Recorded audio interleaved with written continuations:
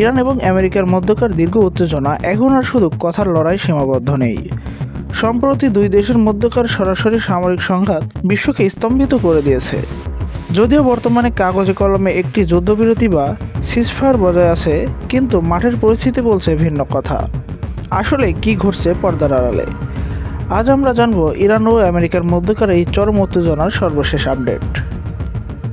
সম্প্রতি ইরান ও আমেরিকার মধ্যে যে সরাসরি সামরিক সংঘাত হয়েছে তা গত কয়েক দশকের মধ্যে সবচেয়ে ভয়াবহ।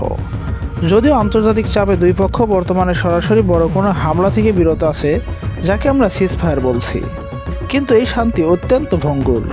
আমেরিকা এখনও ইরানের উপর তাদের সর্বোচ্চ চাপ প্রয়োগের নীতি বজায় রেখেছে। বিশেষ করে ইরানের অর্থনৈতিক মেরুদণ্ড ভেঙে দিতে নতুন করে আরও কঠোর নিষেধাজ্ঞা আরোপ করেছে ওয়াশিংটন।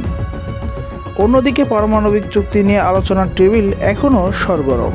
আমেরিকা চাইছে ইরান যেন তাদের ইউরেনিয়াম সমৃদ্ধকরণ পুরোপুরি বন্ধ করে দেয়, কিন্তু ইরান পাল্টা শর্ত দিয়েছে, আগে তাদের উপর থেকে সব ধরনের অর্থনৈতিক নিষেধাজ্ঞা তুলে নিতে হবে।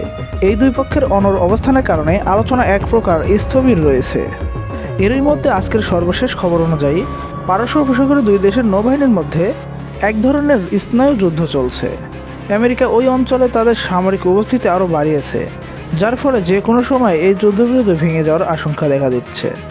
ইরানও বসে নেই, তারা তাদের ড্রোন প্রযুক্তি এবং মিসাইল ডিফেন্স সিস্টেমকে সর্বোচ্চ সতর্ক অবস্থানে রেখেছে। একদিকে কূটনীতি, অন্যদিকে যুদ্ধের দামামা, সব মিলে মধ্যপ্রাচ্য এখন এক অগ্নিগিরির উপর দাঁড়িয়ে আছে।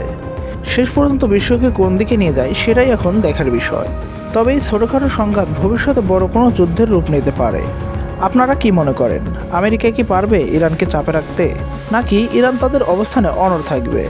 কমেন্টে জানাবেন আপনাদের মতামত। আজকের আপডেট এই পর্যন্তই। পরবর্তী খবর পেতে আমাদের সাথেই থাকুন এবং সাবস্ক্রাইব করে রাখুন আমাদের ইউটিউব চ্যানেলটি। ধন্যবাদ সবাইকে।